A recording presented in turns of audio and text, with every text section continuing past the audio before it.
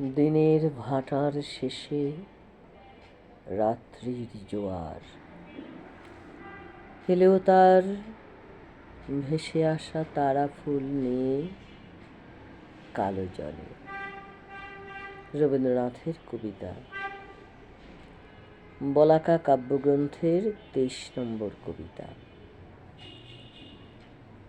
আমার জন্ম একটি সাংস্কৃতিক পরিবারে, যদিও তৎকালীন জমিদার তারা যেমন শৌর্যে বীর্যে মহাবলবান প্রতাপশালী, কিন্তু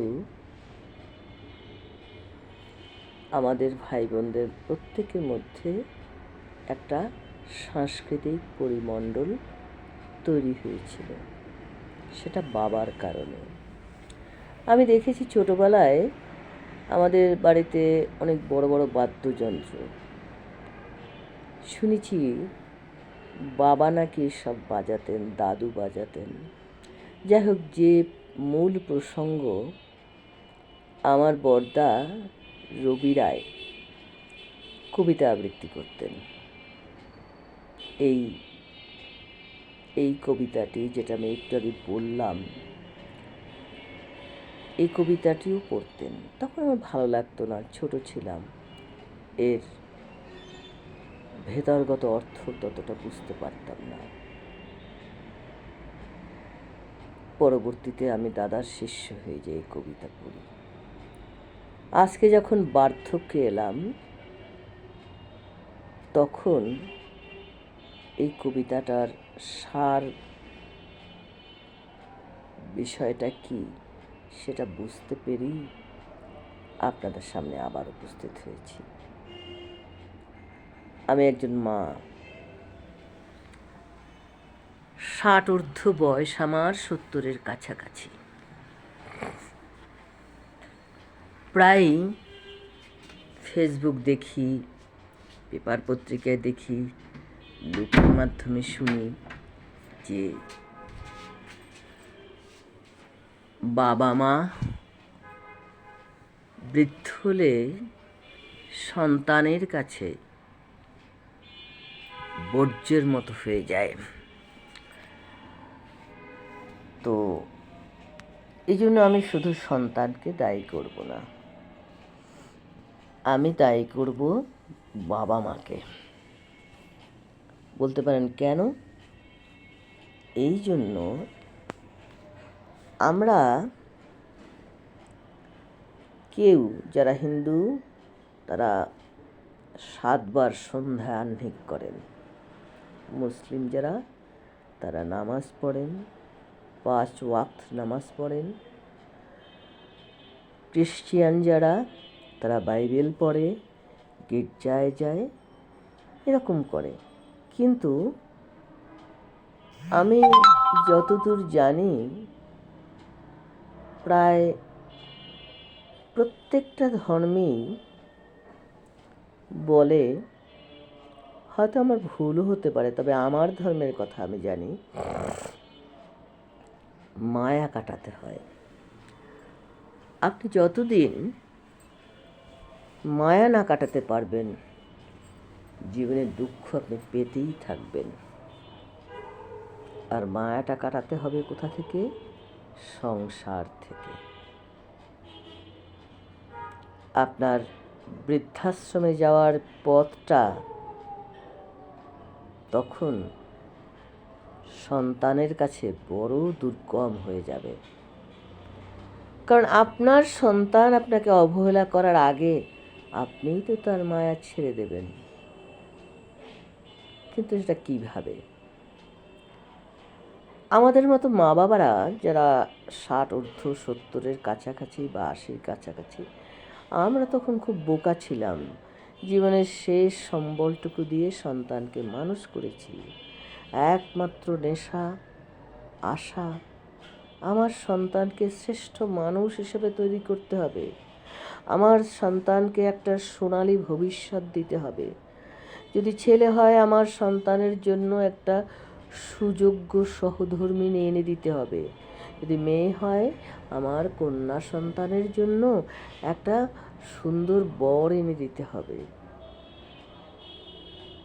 এটাই তো আমাদের চাওয়া পাওয়া। আরে ওরাই তো বড় হলে আমাদের দেখবে, ওদের ছেলে মেয়েদের নিয়ে আমাদের সুখের জীবন কাটবে। কিন্তু আমরা ভুলে যাই এই কথাগুলো, যে আমাদের একসময় বার্ধক্য আসবে। আমাদের স্বপ্নের মতো যে স্বপ্ন আমরা সেই সময় দেখেছি, সেটা বার্ধক্যে সত্য নাও হতে পারে। কেন আজকে আমি এখানে আপনাদের সব কথাগুলো বলছি? কারণ আমার বয়স তো প্রায় 70। তার আগে কি কোনো মা বাবা বৃদ্ধাশ্রমে যায়নি? তার আগে কি কোনো মা বাবা নিগৃহীত হয়নি? হয়েছে। হয়তো আমার মতো করে তখন আপনাদেরকেও সাবধান করে দেয়নি। ধরুন আপনারা এখন কপর্দকহীন, কিন্তু সক্ষম আছে। যদি বলেন, আপনি বলছেন মায়া ত্যাগ করতে হবে, তাহলে মায়া ত্যাগ করলে আমরা কি খাবো? সেক্ষেত্রে আমি বলবো, যাদের কোনো সঞ্চয় নেই, সক্ষমতা নেই, ঝেড়ে ফেলেন মান সম্মান, ঝেড়ে ফেলেন মন থেকে একেবারে মায়া। যদি হিন্দু হন, কোনো মন্দিরে, আশ্রমে ঈশ্বরের কাছে নিজে সমর্পণ করুন। যদি মুসলিম হন, আল্লাহর পায়ে নিজেকে ছেড়ে দিন, মসজিদে যান। যদি খ্রিস্টান হন, তাহলে গির্জায় গিয়ে আপনাদের যিনি সৃষ্টিকর্তা, আপনারা যাকে মানেন, তার কাছে নিজেকে সমর্পণ করেন। উনি কাউকে ফেরায় না। আমি বলেছিলাম, ঈশ্বর আমি তোমাকে মানি না, এর আগের এপিসোডে, কিন্তু আমি ঈশ্বরকে মানি। আমি অভিমান করে ঈশ্বরকে বলেছি, একটা পাওয়ার আছে। ইসলাম ধর্মের আমার এক বন্ধুর কাছে আমি শুনেছিলাম, জীব দিয়েছেন যিনি, আহার দেবেন তিনি। এই সত্যটা আমি মাথায় রেখেছি। তো এ তো গেল আমাদের সেই বৃদ্ধদের কথা। এর সাথে সাথে একজন মা হিসাবে আমি এখনকার যারা তরুণ প্রজন্ম, তাদেরকে কিছু বলা উচিত। কারণ আমি যে মা শব্দটি আসছে পরিমাপ বোধ থেকে। পরিমাপ মানে সর্বংসহা। সন্তান যতই অবহেলা করুক, সন্তান যতই অত্যাচার করুক, তবুও সন্তানদের সুপথ দেখানো মা বাবারই দায়িত্ব। তাই তরুণ প্রজন্মকে আমি বলবো, মনে রাখবেন, কান দিয়ে শুনুন। যদি কেউ আমার এই ভিডিওটা দেখেন, সেই তরুণ সমাজ মনে করবেন, আজ থেকে হয়তো আপনি প্রাইমারি পর্যায়ের একজন স্টুডেন্ট, বাবা মা টিফিন খেতে টাকা দেয়, ওখান থেকে প্রতিদিন 1 টাকা হলেও জমাবেন। কৈশোরে পা দেওয়ার পরে টিউশনি করবেন, জানানো দরকার নেই বাবা মাকে, আপনি সেখান থেকে টাকা জমাবেন। পরবর্তীতে যখন আপনি কোনো কর্মসংস্থান হবে, তখন সেখান থেকে তো অবশ্যই জমাবেন। টাকা জমাতে হবে, কাউকে জানানোর দরকার নাই। যখন সংসারী হবেন, ছেলে হোক মেয়ে হোক, স্বামী বা স্ত্রী স্বামীকে না জানিয়ে, স্বামী স্ত্রীকে না জানিয়ে কিছু অংশ আপনি জমাবেন। কেন? নিজের জন্য। আজ আমরা যারা 70, 80, 90 বছরের বৃদ্ধ বৃদ্ধা, আমরা বুঝতে পারি আপনার ছেলে সন্তান যখন বিয়ে করে আসবে, মা যাকে 10 মাস 10 দিন গর্ভে ধারণ করেছিল, জীবনের সবটুকু দিয়ে তাকে মানুষ করেছে, আজকে তার কর্মসংস্থান হয়েছে, আজকে সে বাবা হয়েছে, কিংবা এই সব কিছুই সে ভুলে যাবে। সে আপনাকে মিথ্যেবাদী, চোর অপবাদ দিতে তার একটুও গলা কাঁপবে না। সে বিশ্বাস করবে তার প্রিয়তমা স্ত্রীকে। মেয়েদের বেলায় ঠিক তেমনই, যখন কোনো মেয়ে সন্তানকে আপনি শ্বশুরবাড়ি পাঠাবেন, আপনি গিয়ে বলবেন, আমার মেয়েকে আমরা তেমন করে মানুষ করিনি, ওর কাছে আমরা বলেছি আমরা যেমন তোমাদের মা বাবা, তোমার শ্বশুর শাশুড়িও তেমন মা বাবা, কিন্তু বাস্তবে কিন্তু তা না। একটা মেয়ের কাছে তার শ্বশুর শাশুড়ি কখনো মা বাবা হতে পারে না, হয়ে ওঠে না, কারণ তার মধ্যে প্রথম থেকে একটা দেয়াল তৈরি থাকে। কিন্তু ছেলেরা, বেসিক্যালি ছেলেরা একটু বোকা থাকে।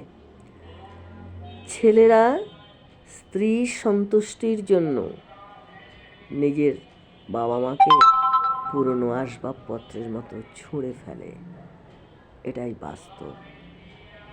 তাই যদি আপনার সামর্থ্য থাকে, তাহলে আপনি নিজেকে আলাদা করে ফেলেন। এখন কীভাবে নিজেকে আলাদা করবেন? জন্মগতভাবে আমাদের মধ্যে কিছুটা মায়া থাকে, কিছুটা না, আমরা মায়ার বন্ধনে জড়িত, যুগের পর যুগ, জেনারেশন ফলোড জেনারেশন। আমাদের বৈজ্ঞানিক সত্য যদি আপনি বলেন, একজন বায়োলজির টিচার বলতে পারবে মাথার এখানটায় কী আছে, কোথায় মিথ্যা কথা বলার, কোথায় ম্যাথমেটিক্যাল ব্রেন, কোথায় সাংস্কৃতিক ব্রেন, এই সমস্ত কিছু আছে। এটা মিথ্যা না, এটা কাল্পনিক না। তেমনি মায়াটা আমাদের মধ্যে আছে, কিন্তু কৃচ্ছ সাধনের মধ্য দিয়ে মানুষ মায়া কাটাতে পারে। তাই সব কষ্টের মূলে হলো মায়া। এই মায়াটা থেকে যদি আপনি দূরে যেতে পারেন, তাহলে হবে আপনার শান্তি। আপনি পড়ে পড়ে মার খাবেন না, মনের কষ্টে দুঃখে নিজেকে নিঃশেষ করে দেবেন না। আর একটা জিনিস, যদি আপনার সামর্থ্য থাকে নিজেকে মৃত্যুর দোরগোড়ায় পর্যন্ত পৌঁছে দেওয়ার আগ পর্যন্ত কারো কাছে হাত না পাতার, তাহলে যেটা করবেন, এই মায়া কাটানোর জন্য বৃদ্ধ বয়সে সবার সাথে একটা বন্ধু বান্ধব সার্কেল তৈরি করে নেবেন। অল্প বয়সী ছেলে মেয়েদের সাথে আপনি বন্ধুত্ব করবেন। কেন করবেন? আপনার যে পরিস্থিতি, সেটা যাতে পরবর্তীতে তাদের না হয়। কারণ যে সন্তানরা আজকে আপনাকে অবহেলা করছে, পরবর্তীতে ঠিক তাদেরও এমনই হতে হবে। সেজন্য এটা আপনার সামাজিক দায়িত্ব। তোমরা ভেতর থেকে যতটা পারো মায়া কাটাও, তোমরা সঞ্চয় করো, একটা অংশ রেখে দাও, যে অংশটা কেউ জানবে না। তোমার জীবদ্দশাতেই নিজেকে মৃত্যুর দ্বার পর্যন্ত পৌঁছানোর আগে এটা তোমার দরকার হবে। তো আজকের আপনাদের কাছে যারা বৃদ্ধ, আমার মতো যাদের সক্ষমতা আছে নিজেকে পরিচালনা করার, নিজেকে বাঁচিয়ে রাখার, তাদের কাছে একটা আমার মেসেজ, সেটা হলো আপনাকে মায়া ত্যাগ করতে হবে। অবশ্যই মায়া ত্যাগ করতে হবে। কোনো দুঃখকেই দুঃখ না, অবশ্যই আপনাদের মধ্যে কোনো না কোনো গুণ আছে, সেই গুণের মধ্যে নিজেকে ডুবিয়ে দেবেন। দেখবেন আস্তে আস্তে মায়া থেকে আপনি দূরে সরে আসছেন। আর যদি কোনো গুণ নাও থাকে, একটা পাওয়ারকে তো বিশ্বাস করেন, সে পাওয়ারের মধ্যে মানে সর্বশক্তিমান সেই পাওয়ারের মধ্যে নিজেকে থিতু করে ফেলেন। দেখবেন সব কষ্ট ভুলে যাবেন। প্রশ্ন করতে পারেন, আমার তো কোনো টাকা নেই, ছেলে মেয়ে না খাওয়ালে কি করে খাবো? অবশ্যই পারবেন, কারণ ওই যে বলেছি, জীব দিয়েছেন যিনি, আহার দেবেন তিনি। ভেঙে পড়বেন না, বৃদ্ধাশ্রম নয়, আপনার আশ্রমে আপনি থাকবেন। যার কিছু নেই তার আছে মসজিদ বা প্রাঙ্গণ, মন্দির প্রাঙ্গণ, গির্জা প্রাঙ্গণ। আর যার আছে, সে ধরেন আপনার বাড়ি ঘর নেই, ছোট্ট একটা ঘর নেবেন, কিন্তু আপনার টাকা তো আছে, সেই ঘরে আপনি থাকবেন। আর আপনার বন্ধুবান্ধব, বৃদ্ধ তরুণ, সবার সাথে আপনার যোগাযোগ থাকবে। আপনারা কোনো না কোনো গুণ যেটা আছে সেটার মধ্যে নিজেকে নিমজ্জিত করবেন, তাহলেই সব কষ্ট থেকে দূর হয়ে যাবে। এভাবেই বৃদ্ধদের বেঁচে থাকতে হবে। কখনোই আশা করবেন না আপনার ছেলে বা আপনার মেয়ে আপনাকে বৃদ্ধ বয়সে দেখবে। কারণ মেয়ে বলবে, এখন আর বাবা মাকে দেখে কি হবে, কি আর নিতে পারবো ওদের কাছে শুষে। আর ছেলেও ভাববে, আমি যদি বাবা মার কথা শুনি তাহলে তো আমার স্ত্রী রাগ হবে। সুতরাং কেন আমরা যাব ওদিকে? আমরা মায়া কাটাবো, নাতি নাতনি সে মায়াও কাটাবো। কারণ ওই নাতি নাতনি যেদিন বড় হবে সেদিন কিন্তু ওরা আপনাকে দেখবে না, তবে শুনবে। আজকে যে সন্তান আপনাকে অবহেলা করছে, ওই নাতি নাতনি একদিন শুনবে, তখন ওই আপনার সন্তানরাও কিন্তু ভালো থাকবে না, এটাই বাস্তব। সুতরাং মায়া কাটান। ভালো থাকবেন আমার বৃদ্ধ ভাই বোনেরা, তরুণ সন্তান সন্ততিরা।